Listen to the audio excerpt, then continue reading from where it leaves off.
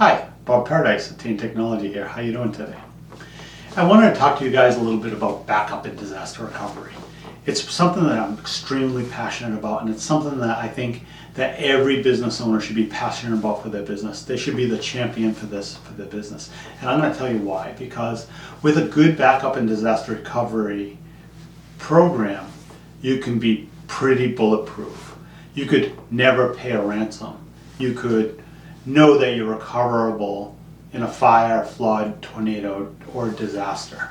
So let's start off with what is backup and disaster recovery and what is business continuity. So we look at it as business continuity because our goal is to always keep you as in business and with the least amount of downtime as possible and keep you as productive as possible. And with a great business continuity and backup and disaster recovery program, you can definitely do that. And when I say program, it's not just a piece of software that runs, because if we're just waiting on the mechanics, that's not going to work. Really, a business continuity program talks about all the steps in the process. So let's say your facility burned to the ground, right? But now you have the onus of getting back up and running. How quickly can you get back up and running, right? How quickly can you get temporarily back up and running? How quickly can you start servicing your clients? How can you show your clients how resilient you are, right? How can you show your competitors, wow, look, they had a fire, but they didn't miss a heartbeat, and they shipped. They had a fire on Monday, and they shipped on Friday, right? Because they had a good backup and disaster recovery business continuity plan. So let's say you had a fire at your business, right? And everything's burnt to the ground. Well, part of the business continuity planning is, okay, who's responsible in a disaster beforehand? Let's get the planning done, right? Who's responsible beforehand to get the new facility? Who's responsible for getting internet service? Who's responsible for starting equipment ordering, tables, desks, chairs, even if they're temporary tables, right? Who's responsible for ordering equipment? Who's responsible for ordering stock if you have stock, right? Who's going to contact the vendors to get them to give you an extra hand, right? So let's say you order this material all the time and you know it's going to be a struggle to get it. Well, who's going to contact those vendors and have them start searching for you right away, right? Do you have any 24/7 resources, right? Who's the liaison between the insurance company and who does all the approvals internally, right? So because, you know, the bucket's not unlimited, right? You don't have gazillions of dollars sitting around just waiting to be spent. And a good chance you're going to be relying on some insurance money to make some of this stuff happen, right? How do we expedite that process, right? How do we sit down with the insurance carrier beforehand and come up with a process that works for them and works for you? So you already know what the approval process is. You already know how you're going to need to get things approved in the process so that you can just start ordering equipment. You know, so that's the first part is the planning part, and I think that's a pretty critical aspect. There's several other mechanical parts because, you know, from an IT perspective, we need to back up the data, and how do we recover it, right? You know, in the previous episode, in the previous statement, I talked about a little bit about getting a new facility. Well, do we really need a new facility to get you back up and running? Can we get it so that everybody can work remotely from home, right? So we bring the stuff up in the cloud and we get you back up and running. In some cases, we can have you back up and running the same day. Yeah, not as quick, a little bit painful, but you can still service customers, you can still take orders, you can still try to service your customers as if you have a service department, and you can still try to procure stock and ship stock to your customers. Whatever your business model is, it's really about coming up with a process that fits that, right? So let's talk about backup, right? So backup and disaster recovery, because backup has evolved over time. We used to do tape, and tape backup was a backup, but it wasn't reliable, right? We do a tape library and we back up to 4 different tapes over a week, and each one of the tapes is incremental and to recovering the whole set. Otherwise you can't get the whole data set.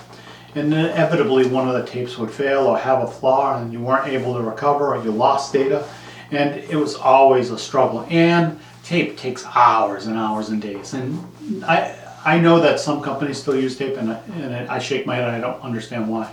With all the options we have today, tape is my last choice. Tape's better than no choice, though at all. Then we have just straight online backup, straight file backups to online. A utility just copies files as you go. Some of the services like Dropbox, people use Dropbox. Some people use OneDrive. Those have their place, but those don't give you a history backup. They don't give you image backup. So if you have servers built, or if you have critical services running somewhere, it doesn't give you that, right? So you have to rebuild that all by hand. All of that is time, right? Time is where businesses fail. So most businesses that have a business-threatening event, like a fire, flood, hurricane, fail within the first 8 months of a disaster when they're affected, when their whole organization is either wiped out or they have no access to data by ransomware or whatever. And that's because of the time, right? So they take too long to reservice their customers. They take too long to get the employees back up and running, so that they end up having to lay people off to preserve funds, and then they lose key people, right? They lose their revenue source. They lose market share. So the whole goal is keep you as productive as possible. No market share loss, no employee loss, right? Get you back up and running as quickly as possible. So you have the direct online backup, but then you have the image-based offsite backup, which is a great option, right? So it's a reasonably cost option, gets you there. But the other problem with that solution is that to get it back to your facility or to get it running virtually somewhere else could be hours and hours and hours or days. And really depends on how much data you have. Some of my customers have terabytes and terabytes of data, right? In some cases, we're backing up 8 to 10 terabytes of data. That's a lot of data, right? Think about trying to transfer all of that back to your facility. So we prefer a good option is an on-site appliance, right? There are a couple different vendors. There's Axion, and there's Dado. There's 3 or 4 really good vendors for backup and disaster recovery. At Attain, we've chosen Dado. Now, I am very passionate about Dado, and I'll tell you, if you're worried about money, Dado's the most expensive of all of them, right? But what I find from Dado is that they give back to their customers and to their partners tenfold. And when I say they give back, right, so they're always doing something proactive. So Dado is the only one of all of the teams that created a code red team. So let's say in Texas, remember a couple of years ago in Texas, they had tornadoes, right? And certain section of Texas was decimated. Well, Dado immediately spun up their code red team, sent a whole team down to Texas with equipment and people to help service the MSPs, which is servicing their clients. Nobody's ever that proactive, right? If we have a disaster here at Attain, I can call the code red team that they can activate in a moment, and I'll have dedicated resources to help me, right? Nobody else will talk to those resources. They'll be dedicated to me, right? I have the ability to spin that up. The other thing that Dado gives us is that they're always thinking. They're always looking for security. They've done several things over the last couple of years before anybody even knew it was on the horizon, right? They saw that backups were being deleted from on-site appliances from the hackers, right? They saw it once, they put in a fix, right? They were very proactive. They disconnected the on-site appliance, so now you have to log in through the portal and you have to use MFA. So they really made it difficult for these hackers to get to that data, right? Then they took another step, and in their first data center, they made it so that you can't delete the data for 30 days. It's always recoverable. Even if you issue a delete command for 30 days, it's still available.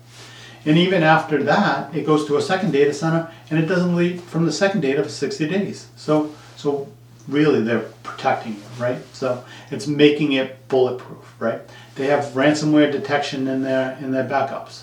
They have the appliance boots up the server in the middle of the night and takes a screenshot and verifies that's bootable.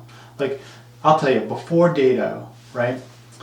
Before we went to Dado, we'd have a disaster, a server blipped and went down, and we had a tech working on it. I'd be issuing orders to another tech. Check that back up. Start spinning it up. Let's see what we got. You're right, because I didn't have the confidence.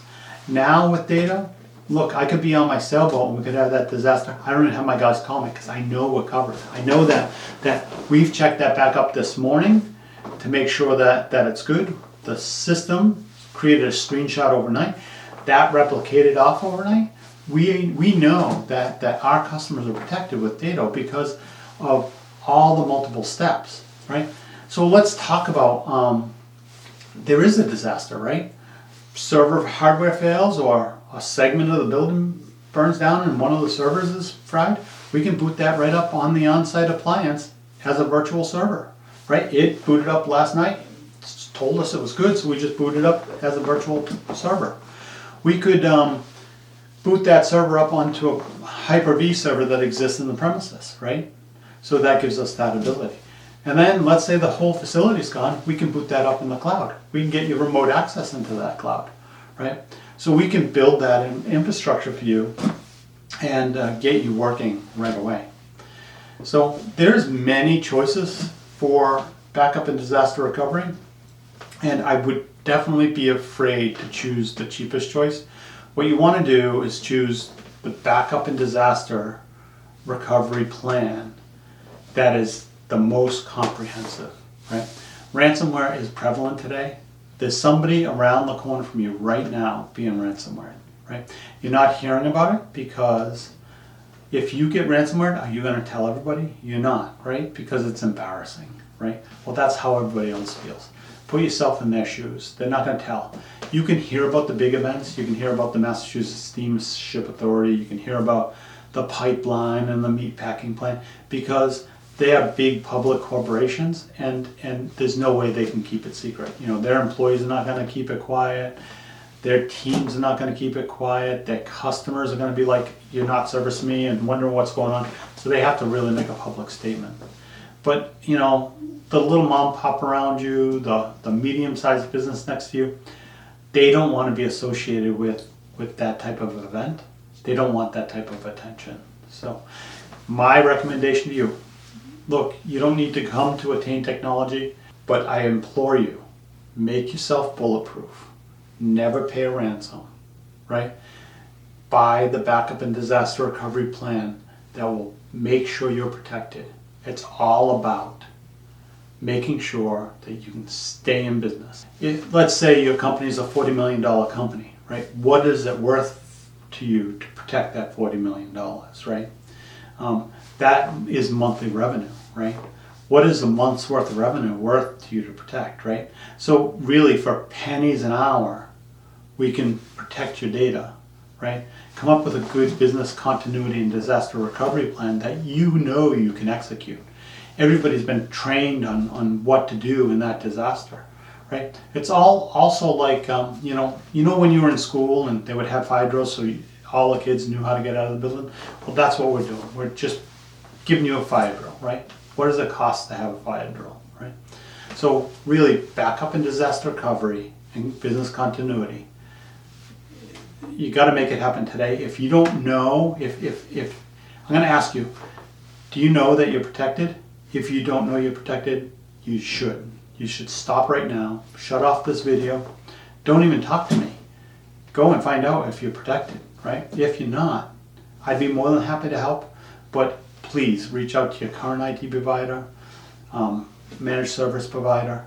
Just make sure that you get protected. Let's stop these hackers in their tracks. Let's save your businesses from those disasters. Let's make sure that you can get up and running, stay productive, and service your clients as quickly as possible. Thank you and have a great day.